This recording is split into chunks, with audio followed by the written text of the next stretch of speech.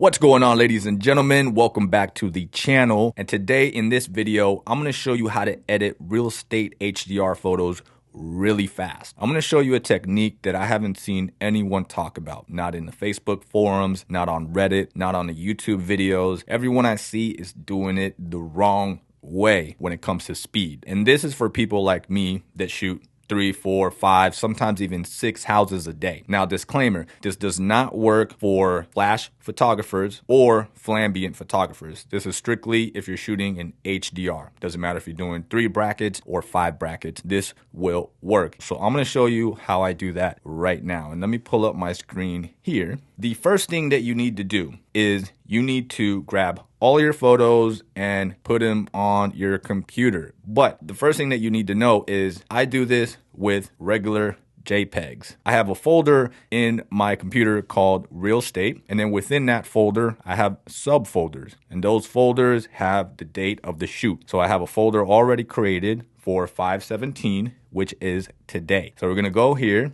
and I've already done this, but let's just say this is your first time doing it. I have 2 SD cards on my Canon R6. And just in case, I set 1 SD card to just shoot in RAW, in case I need those for any reason. I never do. And then the other folder shoots in JPEG at the smallest file size. And that is very important because it speeds up the editing workflow here. So we're gonna create a RAW folder, and we're just gonna dump all the RAW photos here. And then we're gonna go to the JPEG folder, and we're gonna dump them all in here. And then within that JPEG folder, I'm gonna create 3 other folders. I'm gonna create a folder for the interiors, the exteriors, and then the drone photos. Now today we shot an Airbnb in Lighthouse Point, Florida, and it was well lit, it was well staged, so it was perfect for this example that we're gonna shoot today. What you're gonna wanna do again is you're gonna wanna put all your interior photos into the interior folder. And normally I can just scroll till I have around 5 photos across, and I can verify that I have all of them. Normally you won't have this extra folder here, but I would just go scroll down and be like, all right, I got an even number. Same thing with my exteriors folder, and same thing with my drone. Now that I have my folders organized, the next step is I need to combine these into HDR photos. So I shoot 5 brackets at different exposure rates, and I know everyone's going to be different as far as like, do you do 2-stop increments, 1-stop increments, etc. I do 2-stop increments, and I shoot 5 brackets, but this works either way. So I'm going to use a program called Photomatix. So Photomatix Pro 6 is what I'm going to use to automatically combine these brackets into HDR photos. All right, I don't have the time to be doing this manually. And all we're going to do here is we're going to go to batch bracketed photos. All right, it's going to open up this secondary menu here. What we're going to do is we're going to select the folder that we want to start out with. So we're going to go over to our pictures. We're going to go over to real estate. We're going to go over to 5/17, JPEG. And then we're going to start out with our interiors. I've already done this for the sake of the video, but I'm going to show you exactly how it's done. So we're going to select our interior folder. That's going to load up all of your brackets in here. Then what you're going to do is you're going to go down to the bracket selection menu, and you're going to choose the number of brackets that you use. So again, if you use 3, 2, 4, 19, like a crazy person, then you're just going to choose the amount, and it's going to know. All right, so you're going to choose 5. Then this is very important here. In the destination, it's automatically going to have the subfolder selected. So it's going to create a new folder within the interior folder. But I like to save my results as 16-bit TIFFs. So a TIFF image is very similar to a RAW image. It keeps all of that data inside. After we merge all of these brackets into HDR photos, we're not done. We're gonna have to open it up in Photoshop and do some minor edits to it, okay? So I wanna have all that data within that shot so that I can adjust the highlights and the shadows and the colors a bit without destroying the image, all right? So very important. So destination, subfolder, save results as TIFF 16-bit.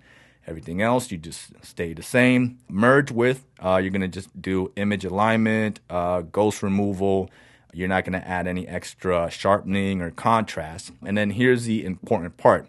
There's a ton of different presets that you can choose for the merging of the HDR photo, and they're all gonna give you slightly different results. Now, recommended by Photomatix for interiors is the interior 2 setting. All right, so you're going to choose that. And as soon as you choose that, you're going to click run. So when you choose run, it's going to start fusing all these photos. And if I open up my interior folder here, you're going to see I now have another subfolder, and it's increasing in items because it's merging those files. And you can see these are TIFF files. You're going to do the same thing with your exteriors. So you're going to go to your JPEG folder. You're going to click on exteriors. You're going to load them all up. Same exact settings, except now you're going to go to realistic. Realistic is the best setting for your exterior photos. So then you're going to run that. Same thing's going to happen. Now, we also shot aerials for this job. So what are we going to do? Well, we're going to open up the aerials folder, JPEG, drone. Now for my drone shots, I don't do 5 brackets. I just do 3, because when you have good light, especially when you're doing drone photos, 5 or 3 brackets doesn't make too much of a difference. I've tested it out, and it just makes things a lot quicker. So we're going to choose drone 3. And then we're going to use the same realistic preset, because remember, we're doing exterior photos here. So it's same as the ground shots. And you're going to run that. And then you're done. Now, all of your files should have merged into HDRs. You can go into the Photomatix results folder, double click, and you can confirm that all of these have been created. Now I'm going to open these in a preview window here so you can see what they look like without any adjustments. They don't look bad, but you can probably tell that they're pretty dark. Windows look nice, interiors look decent, there's some yellows, some oranges, but they're just very dark. So this is why we're going to have to open these up in Photoshop. Here comes the secret sauce, all right? What you need to do before you open these files is you're going to have to go to your Photoshop settings, and you're going to go to preferences. When you go to preferences, you're going to scroll down all the way down to camera raw. All right, this is the secret sauce right here, okay, ladies and gentlemen. When you go to camera raw, you're going to go here to file handling, and then you're going to choose automatically open all supported JPEGs and HEIC files, automatically open all TIFF files. So now anytime you open any type of image, a JPEG, a TIFF, a RAW file, it always opens in the RAW editor first. And why do I want to open them up in the RAW editor? Well, I'll show you right now. So I'm going to take all my interior photos here, and I'm going to go open with Adobe Photoshop. I have all of my files here, all my interior shots opened up in the RAW editor. Why do I like the RAW editor? Well, let me show you. I'm going to click one image here to work with, and I'm going to click Command A. That's going to select all of the images all at once. So now I'm going to go to basic, and I'm going to turn up the shadows just a bit. Depends on the house, remember. So this house was well lit, not a lot of yellows and weird colors. Furniture was very neutral. So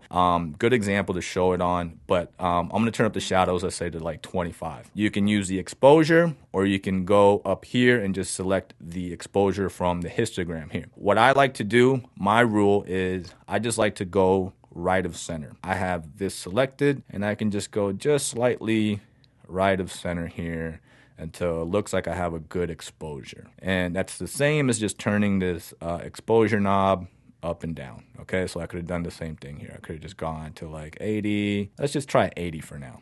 This image right here is well lit. Next, we're going to go to the clarity slider. And remember, this is doing this for all of your images all at once. All right, you don't have to open them up in individual Photoshop windows, create some sort of automated rule and then apply it to everything and then save them individually. No, we're just going to do this all in bulk. Then we're just going to go to the clarity, and then we're going to bump up the clarity.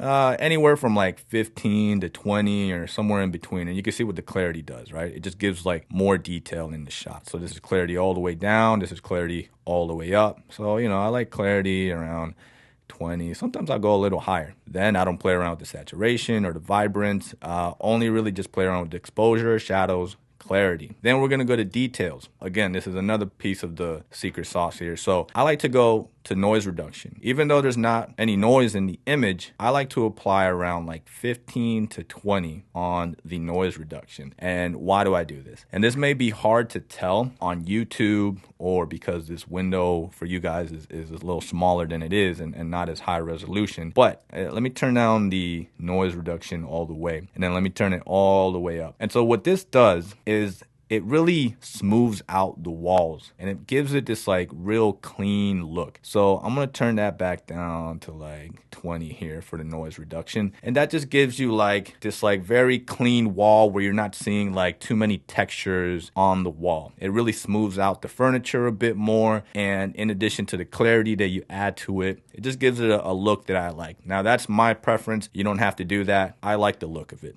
okay? Then we're gonna also add color noise reduction. And I'll show you why, and this one might work, all right? So when I turned up the exposure on this, and this is exposure all the way down, the windows are pretty nice already, right? But the room's too dark. So when I bump up the exposure, I'm introducing more white into the image. That's gonna blow out the windows just slightly. And what I can do is I can turn down the highlights a bit, right? But that's also gonna darken the image a bit. So I can either just slightly turn down the highlights to help with the windows, or I can go to my color mixer. And windows normally have blues, oranges, and greens, right? You're seeing the sky, you're seeing the plants, and you're usually seeing other roofs. So what I like to do is I like to go to luminance, and then I like to play around with just the blue for the sky. And if I turn down the luminance just for the blue, look at what's happening. Only the windows are getting exposed here, right? So look at how this is obviously too much, but this will give you an idea. Now there's a little bit of blue over here spilling onto the ground, so I don't want to overdo it, right? So I'm just going to turn down the blues a bit so that you can see outside of this window here. But look at what that's also doing to this wall, because there's blue being spilled on there.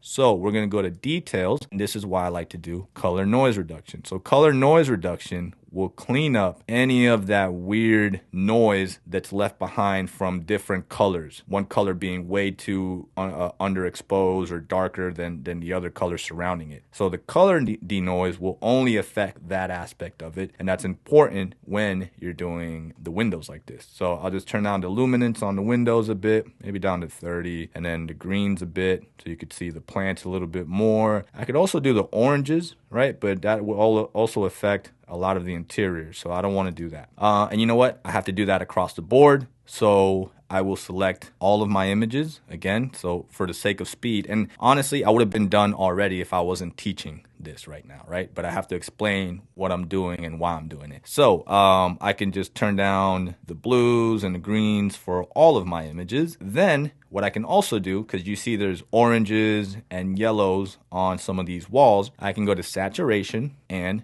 with one swoop, I could just say, hey, the yellows, which are here, I can just turn them all the way down to like 70. That will automatically clean up a lot of the ugly yellows that are surrounding some of these walls and some of these yellow bulbs. And I can also turn down the oranges a bit too, but you don't want to overdo it because you're gonna start to get like what's looking like a black and white image. So you can turn down the oranges just a bit. You can see there's a lot of oranges in this image, right? So I can turn them down just a bit here. The most important is really the yellows here. There's a last step that I want to do. This is perfect. You can see that this is slightly tilted to the left, and I see people all the time not fixing their horizontal and vertical lines. So again, in Camera Raw, you can easily fix this. So now you just go to the geometry tool, and you're gonna click Constrain Crop, and you're just gonna go to Auto. And what this is gonna do is just going to automatically fix your horizontal and vertical lines, and it's just going to align everything properly. And sometimes it makes a mistake and it does it a little bit too much, so you can always just go through each individual image and make sure that it did it correctly. For the most part, since there's a lot of straight and vertical lines within interiors, it does a pretty good job at figuring out how to fix them. Now, what I could tell is that this house is still a little bit too dark, so we're just gonna just turn up the exposure, let's say to like 1. Now, I could turn this in, and this is what I mean. I've been doing this for 3 years. I could tell you that doing it this way and turning in photos like this, you get very little complaints, all right? Maybe like you'll get 1%, even less than that might complain about one specific thing, okay? But I will show you how to just bump up the quality just a little bit more, because I know as a real estate photographer, you know, we really hate yellows and oranges, and you could see here that there's some blue leaking onto this bed. So I can now go to each individual image and I can just go, okay, there's some blue leaking onto this bed. I could just turn down the blue there, and that will make a big difference. So you can see like there's all this blue leaking on the one side of the bed. So boom, just turn that down a bit there. And as long as it's not a room where there's like a blue window or a sky showing through the window, then just turning down the blues a bit is totally fine. Here, you could just turn down some of these oranges a bit more. And let's say you don't want to just turn down the yellows and the oranges overall, right? Because you might have, and this is a good example here. So if I turn down the oranges all the way, you'll see it starts to look like a black and white image because that lamp had orange in it. This knife holder had orange in it. So we're going to leave the oranges alone. And then here's another way to easily fix the yellows and the oranges leaking onto some of these cabinets. You're going to go to your masking section here and you're going to click on a brush and you're going to create a masking brush. But the awesome thing about this masking brush is that you can add any of these settings to your brush. So what setting do we want? Saturation. We want to remove the saturation on these white cabinets. So let's just go with like -50. And we're just going to take our brush here. We are going to increase the size a bit. And we're just going to brush over these cabinets and this ceiling. And that's going to just remove some of these blues that are leaking on top of the ceiling. And that's going to remove a lot of these oranges and yellows on these cabinets. And it doesn't have to be perfect because look, realtors don't notice. We're the ones that notice these things, right? Because we're the photographers, we're the editors, we're the ones that notice tiny little things. But for the most part, this is going to get uploaded to some MLS website where it's going to get compressed and just regular folks are going to look at these images and they're not going to care. All they're looking for is this the house that I like, the layout, etc. So here I can just simply desaturate some of these blues. And again, look at all these blues leaking into this image. And this is when you do auto white balance. So we're going to go here, remove some of these blues. We're going to go here and that's fine. This is fine. Let's just look at these real quick. Looks good, looks good. Looks good for the most part. Okay. If something looks a little too dark, just bump it up. All right. That looks good. Looks good. This looks a little too bright, so we're going to turn that down. This looks fine. Fine. I'm going to turn the brightness up here. And then, yeah, there's some blues in here. So we're going to just remove some of the blues. Remove some of the blues in here. Boom. And again, I'm just doing this more than I normally would, just for the sake of showing you guys what you can do, just in case you're not happy with totally automating everything in bulk. You can still come in and individually, desaturate your cabinets, remove certain colors. The important thing is that you don't have to leave the raw editor, all right? That's the important part of this. So we're just going to clean that up. We'll turn it up here a bit. Exposure up. Looks good, looks good. All right, for the most part, all of these look good. This looks a little crooked still, so then we'll go to our cropping tool and just slightly adjust it to the right. And there you go, see? Now that is all done, we'll just select all. We'll go up here to the down arrow, and then we'll click select folder. We're gonna go back to pictures, real estate, 517, and then I'm going to create a new folder and I'm going to call it HDR or final or rendered, and I'm going to create that folder and I'm going to select these images, and I'm now going to just save all these TIFF images as a JPEG now. So if you want, you can resize them here, you could do whatever you want, but I just like to save them as is because I already shoot them small. All right, so I'm just going to save all of these images, and once that is done, then we'll move on to the exteriors. So I'm going to click done there. I'm going to go over to my exteriors folder, and then we're just going to open up the exteriors, and we're going to do the same thing. So select all. I like to go with the geometry tool first and just adjust the horizontal and vertical lines. Now, sometimes, admittedly, on the exteriors, it doesn't work as good like you see there. So I just take it off, and it's leaning a bit to the left. So I might just lean it over to the right a bit because I like everything to be nice and straight. All right. We want to make sure everything is professional looking.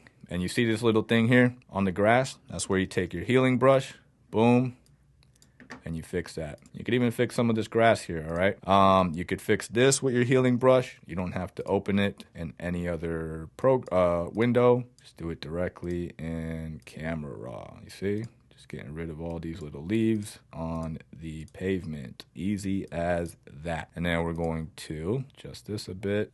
-1. Looks good. Looks good. So what we're going to do for the exteriors is we're going to select them all. Exteriors normally are exposed well when you do the HDR. So we're gonna turn on the highlights a lot though. You can really play around with turning down the highlights, and that's just gonna give you a better looking sky. What you can do as well is you can dehaze it a bit. That'll just bring out the contrast a bit more. You can turn up the vibrance. You can turn up the saturation a bit. Now you can go to the color mixer, and it was almost a perfect day out, so I don't really have to play around with the sky too much. But say I just want to play with the sky or the pool, right? Well, I can go to my luminance and I can go to my blues and I can just turn down the sky alone, right? So I can just do something like that and just turn down the sky a bit. I can, again, go to details, turn up the noise reduction a bit, turn up the color noise reduction, and we will look through some of these individual images to see if the exposure is good. So we'll turn those up. That looks exposed well. Turn that up a bit. We'll just go here and fix the cropping. Looks good. Exposure up a bit. Now, if it's a gray sky, then you can, of course, open it in Photoshop, or you can open it up in Luminar AI and just replace the skies in bulk. Again, you can do a lot of these in bulk, and that's the key. Imagine that I had right now the exterior for 6 different homes. I would be able to just select all of them and then just adjust all these settings all at once, okay? That is how I edit all these homes every day.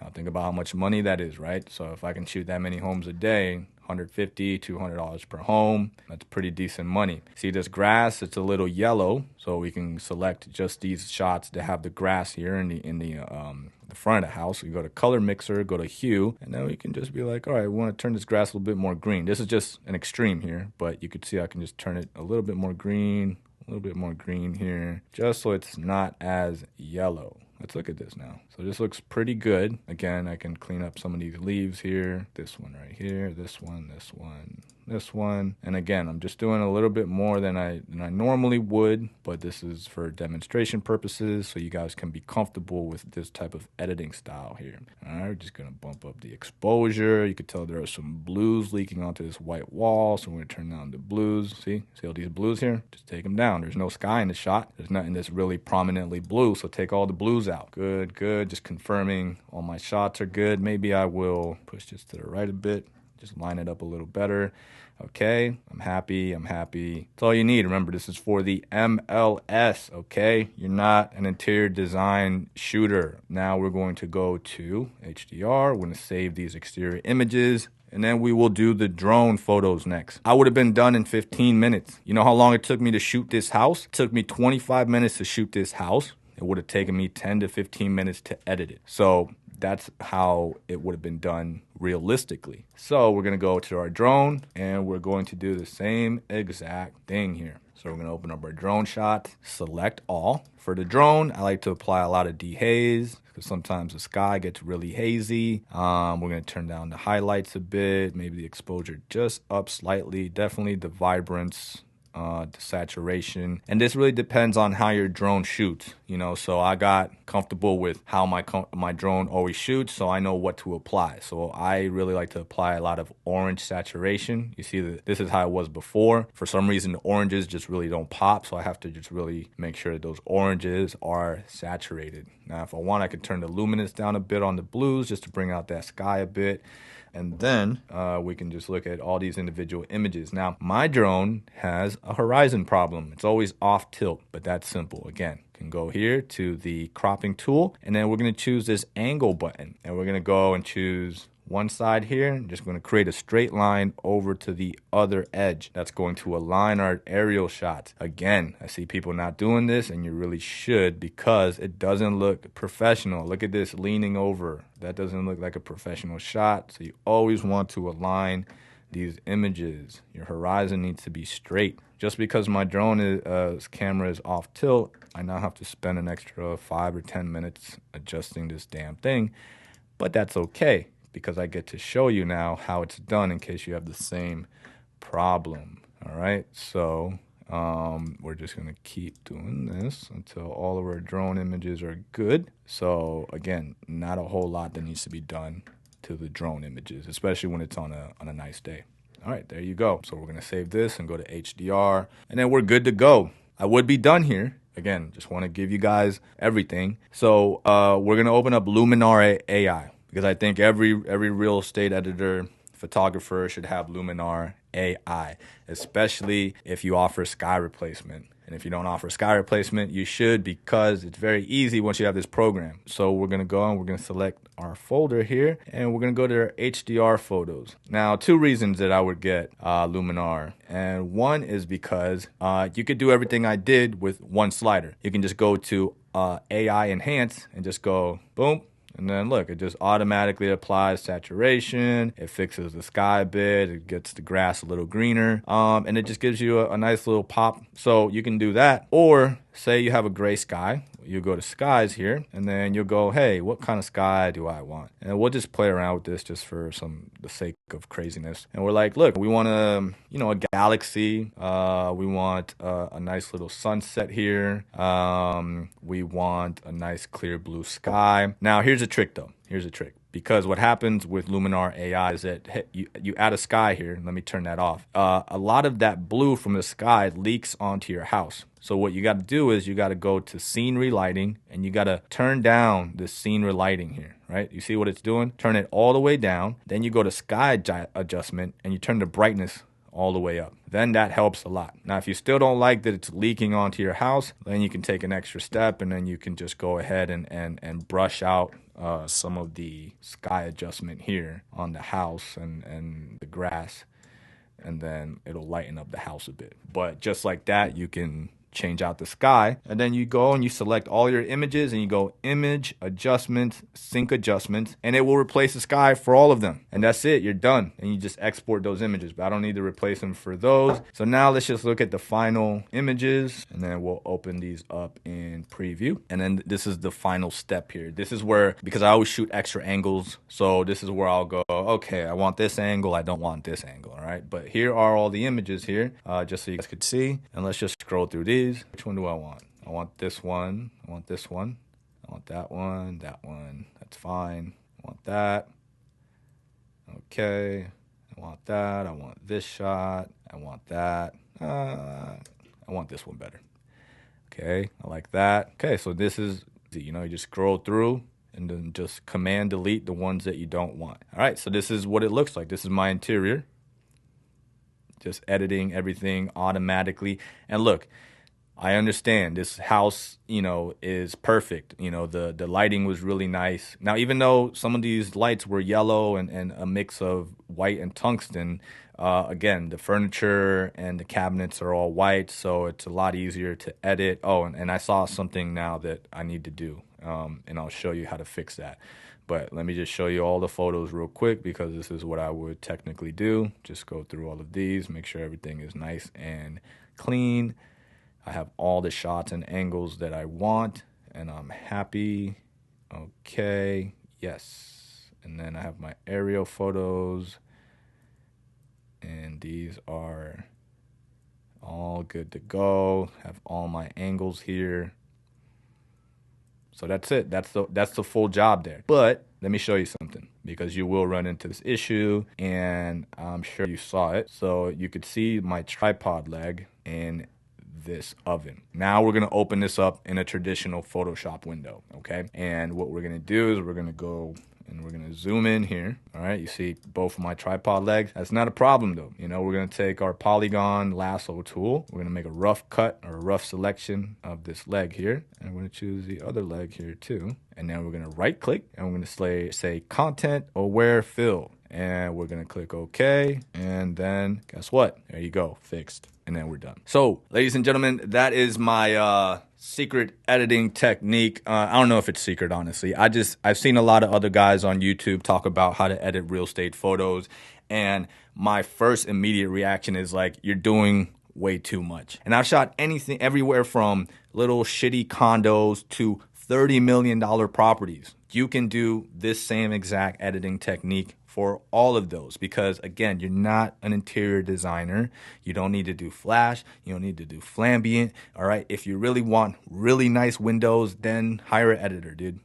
Shoot everything HDR, take 20, 30 minutes to shoot a house, and then send it off to an editor, and he will magically make those windows look nice. All right. Now, that's the only problem with this, is that like you're not going to get super, super awesome windows, but you're going to get things that are presentable enough for the MLS, for your real estate and buyers to be satisfied, okay?